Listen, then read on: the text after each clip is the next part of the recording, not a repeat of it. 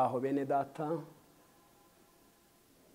amazina yanje nitwa Kajabika Andrea, ndi umukristo wa hano i Nyarugenge, muri ADEPR mu mujyi wa Kigali hano mu Rwanda. Hanyuma tugiye kuganira ijambo ry'Imana, kuko ubushize twagiye tuganira inkuru za Yosefu, ariko teme iracari ya yindi ivuga kuba umukristo mu bihe byose. Mu gice cya kabiri twavuze ko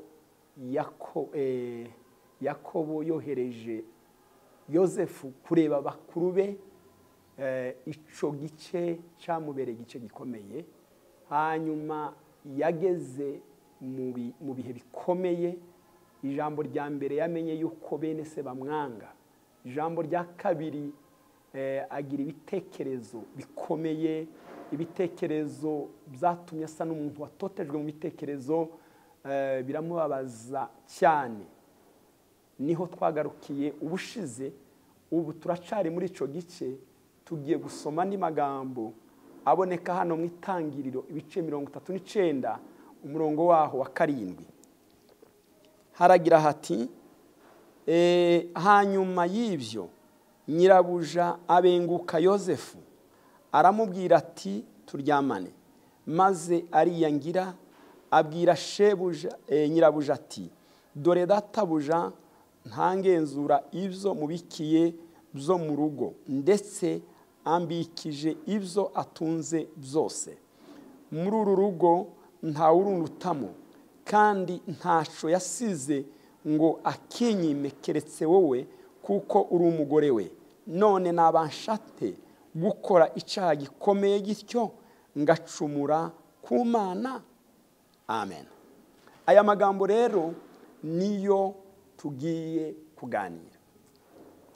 Muri aya magambo navuze ngo ni igice cya gatatu, navuga ngo ni sous-titre cyangwa se mu bice igice kinini kigizwe yuko n'ubuzima bwa Yosefu mu kigeragezo.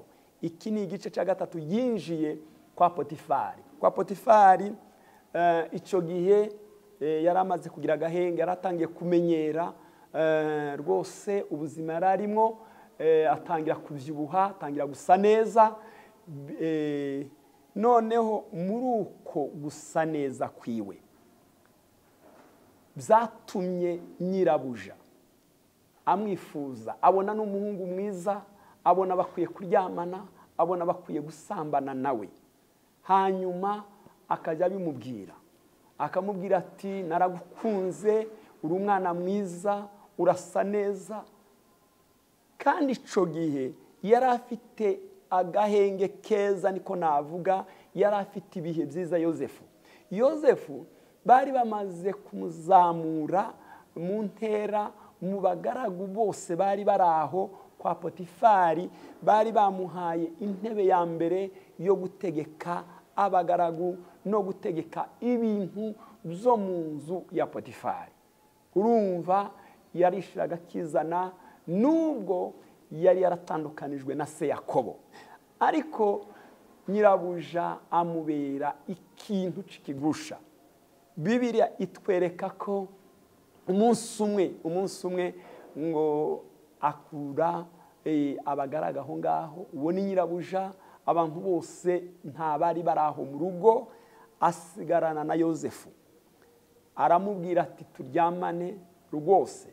Amubwiye ayo magambo, Yosefu aranga. Bagirana ikiganiro, aramubwira ati mu bintu zose biri hano muri uru rugo, databuja yarabinyeguriye, yarambwiye ngo mbe umugenga wabyo, ariko wowe kuko uri umugore we sinshobora gukora icyaha kingana gutyo. Hanyuma ngo aramubwira ngo uretse n'ibyo ngewe ndi umwana watojwe kubaha Imana, sinshobora gucumura imbere y'Imana. Ico ni ikigeragezo kigushije abantu benshi muri iki gihe. Ahubwo benshi baza gusaba abandi ngo basambane nabo, ariko Yosefu we baje kumusaba kugira ngo asambane, aranga kugeza igihe uyu muka Potifari yamufashe kugira ngo baryamane ku ngufu, amusigira umwitero we, ariruka aracika. Hanyuma byamuzaniye akaga.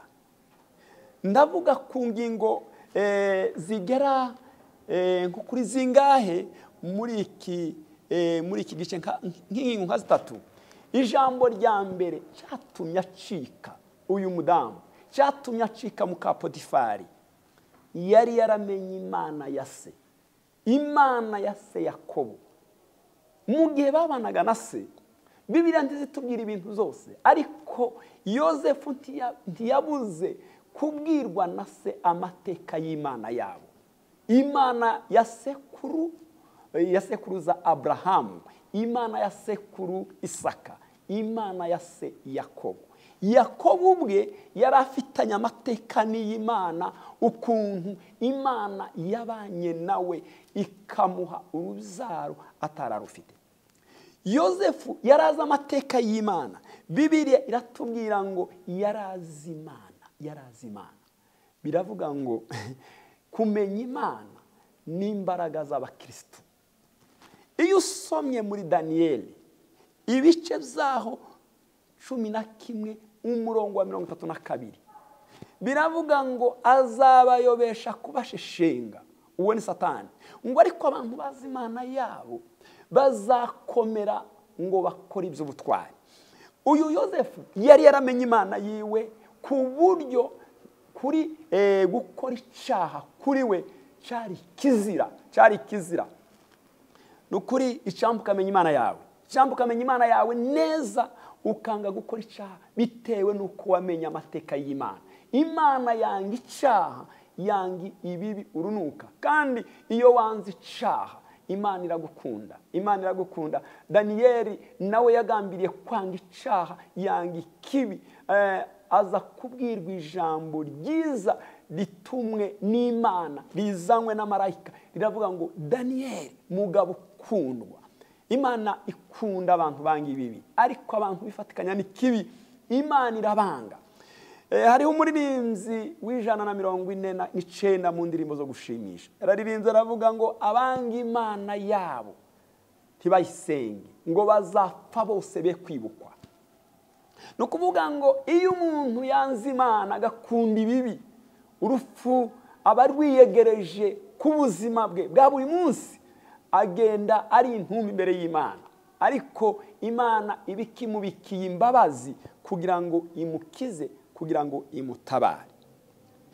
Ijambo rero twasomye cyangwa se indi ngingo ya kabiri navuga, nuko yamenye umugambi wa Satani kuri we.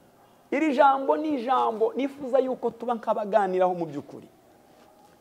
Ese nshuti yanjye, wewe untega amatwi, uzi yuko Satani akwanga? Uzi yuko Satani afite umugambi mubi kuri wowe? Urabizi? Ayo makuru waba uyazi?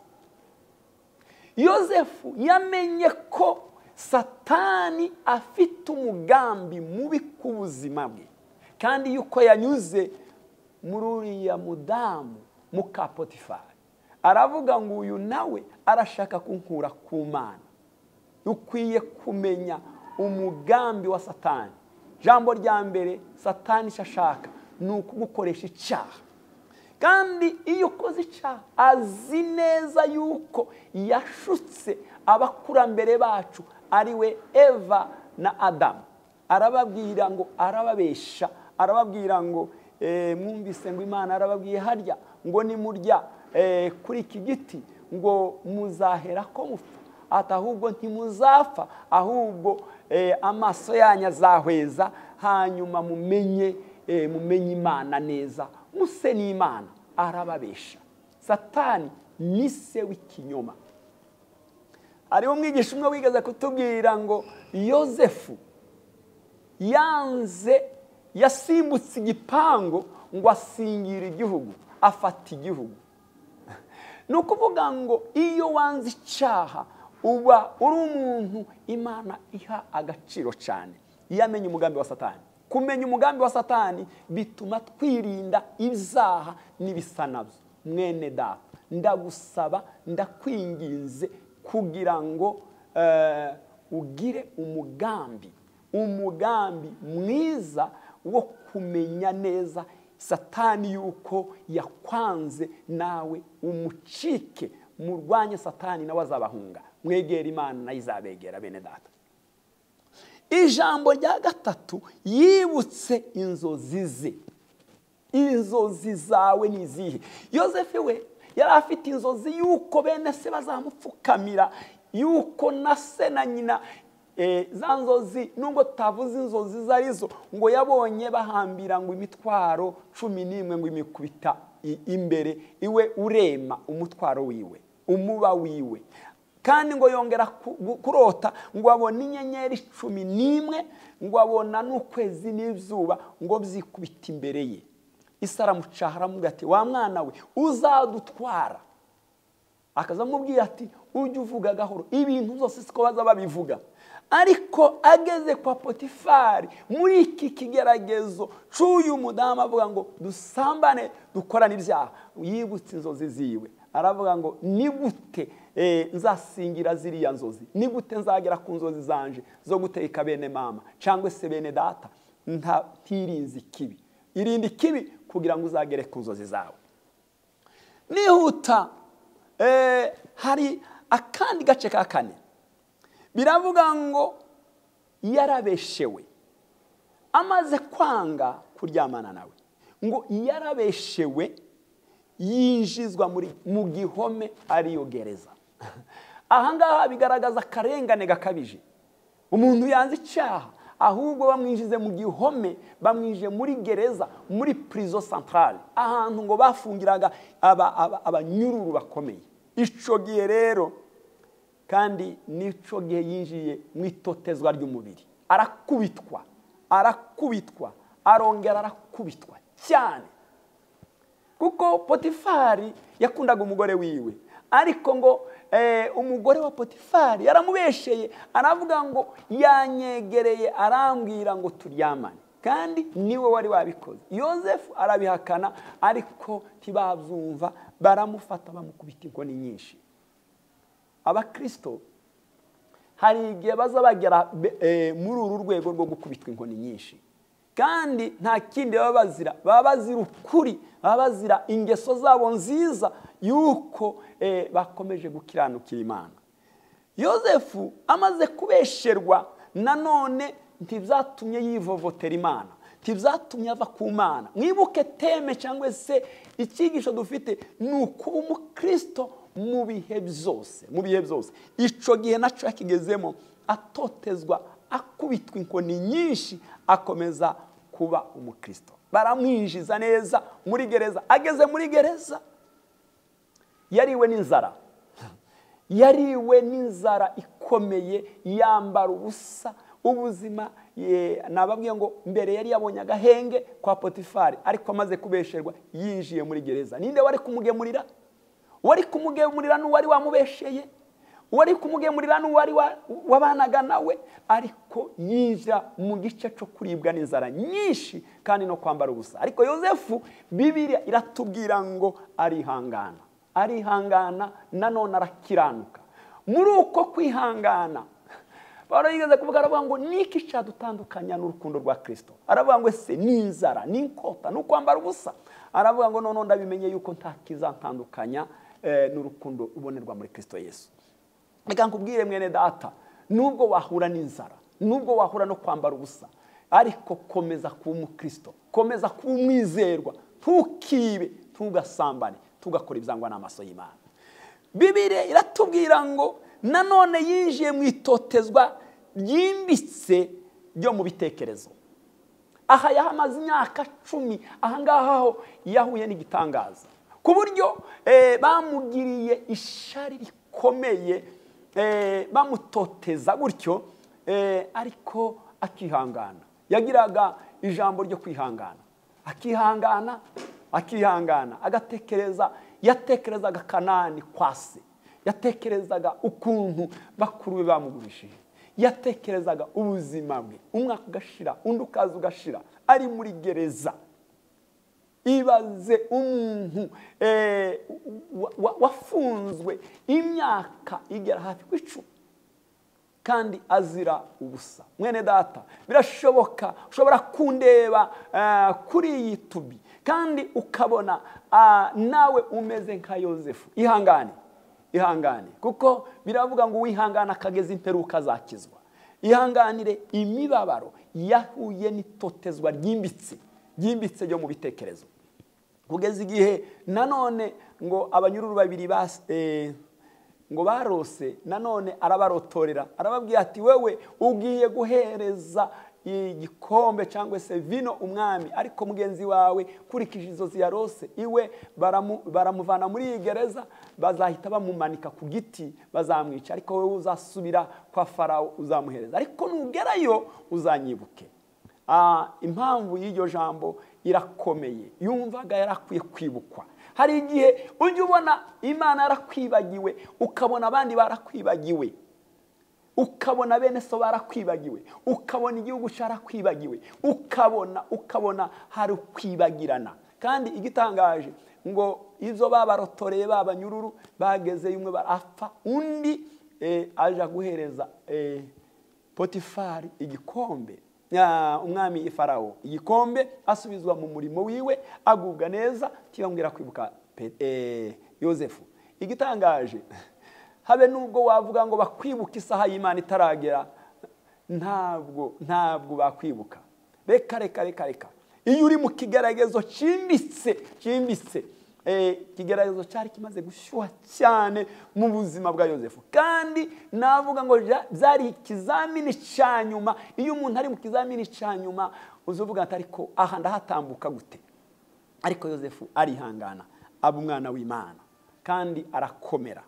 Ngiye gusenga, ngiye kukubwira mwene data turangiza iki gice, ni ukuvuga ngo mu buzima tukave ku Mana yawe, tukave ku Mana yawe rwose, tukave ku Mana yawe. Ndasaba kugira ngo Imana ikwiteho, Imana igusure, Imana igusange, kugira ngo Imana izikomeza kugirira neza. Nubwo wagira ibigeragezo bingana gute, nta kigeragezo kitari rusange mu bantu, kandi Imana iri kumwe nawe. Humura. Bibiliya, ijambo ry'Imana zari duhumuriza ngo nunyura mu muriro ntuzashya, nuca mu mazi menshi utazagutembana. Yesaya ngira ngo ni 43. Aho ngaho muri biriya bice harimo amasezerano y'Imana menshi cyane. Nshuti yanje, ngiye gugusengera kugira ngo ukomerere muri ico kigeragezo. Ahari kurira kwararira umuntu nijoro, ariko bwaca impundu zikavuga. Turacari kuri ku nkuru ya Yozefu, uzongere kandi utegere ikindi gice, kuko ndifuza yuko wakomeza kumva izi nkuru. Tugiye gusenga Imana kugira ngo Imana ibane natwe. Mana data wa twese, ndagushimiye kuko uri Imana izibana n'umuntu mu bigeragezo. Ntabwo uzava ku bugingo bwacu. Warinze Yozefu mu nzu ya gereza, kandi ubana nawe, umwuka wawe abana nawe. Ntabwo uzutureka n'abariya bose banyumvise. Yesu umwana w'Imana, ndakwinginze kugira ngo ubane nabo kandi ubakomeze bihangane kuzageza imperuka. Urakoze kuko uri Imana yumva gusenga kwanje. Ni mu izina rya Yesu byambaje. Amen.